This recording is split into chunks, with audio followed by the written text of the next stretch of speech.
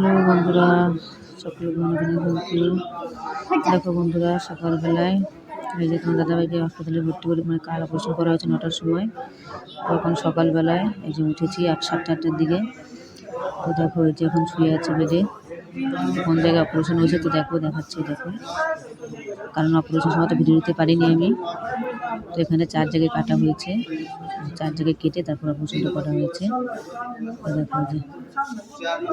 দেখো যে শুয়ে আছে তোমার দাদাভাই, 4 জায়গায় কেটেছে। তো কালকে অপারেশন করা হয়ে গেছিলো 8টা মানে 8:30 থেকে 9টা বেজে গেছিলো, আধা ঘন্টা সময় লেগেছে অপারেশন করতে। তারপরে ওই অপারেশন করার পরে তারপর 9টা বেজে গেছিলো। তারপর তো জ্ঞান ফিরছিল না, তো তার জন্য ভিডিওটা দিতে পারিনি। তো যত পেরেছি আপনার কাছে ভিডিওটা শেয়ার করেছি আমি। দেখো যে শুয়ে আছে, জামা অনেক রক্ত লেগেছে, অনেক রক্ত বেরিয়েছিল। তো পিত্তলির ফটো তো আপনাদের কাছে পাঠিয়েছি আমি, তো আপনারা দেখে নেবে কত বড় পাথর হয়েছিল, যারা দেখেননি। আর তারপর যে গুলিকুজ চড়ছে, এখানটা যারা আছে তারা সকলে পেশেন্টের রুগী। কেবল পিত্তলি, কেউ অ্যাপেন্ডিক্স, কেউ কিডনির পাথর, মানে সবার অপারেশন। দেখো সবার অপারেশনের রুগী এখানটায়, বুঝতে পারছো? দেখো ওই একটা অপারেশন হবে, পায়ের অপারেশন, হাড়ের অপারেশন, বুঝেছো? দেখো রাজস্থানের হাসপাতাল কেমন হয়, ভেতরে কেমন পরিষ্কার থাকে। তাই দেখো আমাদের যে হাসপাতাল, আমাদের দেশের বাড়ি, এইসব হাসপাতালে ভর্তি থাকাও যায় না, মাছি, মশা, গন্ধ, নোংরা।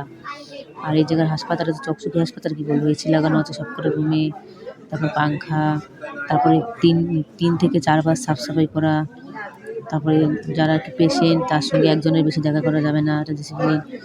এই যে মহিলাটা আসলে গার্ডের চাকরি করে, আসলে কার রুমে পেশেন্টের সঙ্গে কোনজন দেখা করতে আসবে, কয়জন থাকবে রুমে, সেসব আসলে নিয়ে কথা বলছিল উনি।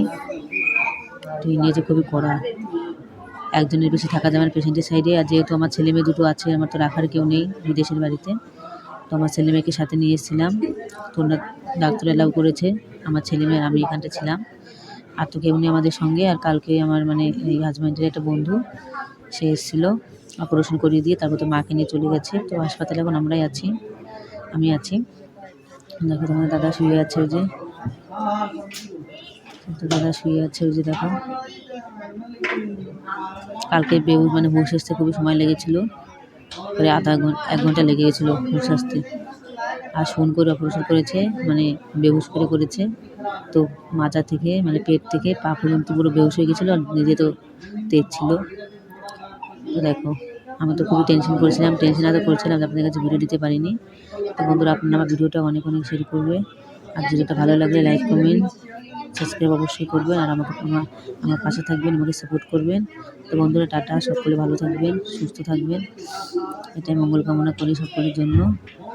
তো দেখো এই যে সবার এক একজন করে রয়েছে, বাড়ির থেকে এক একজন করে এসছে।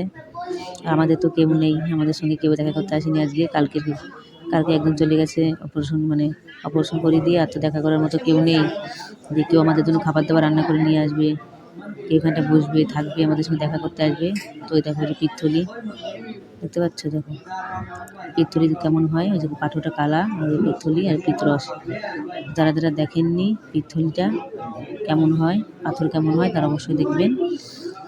আর ওই যে দেখো ওই যে এখানটায় যে ভর্তি করা আছে, ঠিক আছে? ভিডিওটা কেমন লাগলো বন্ধুরা, বেশি করে সাপোর্ট করবে।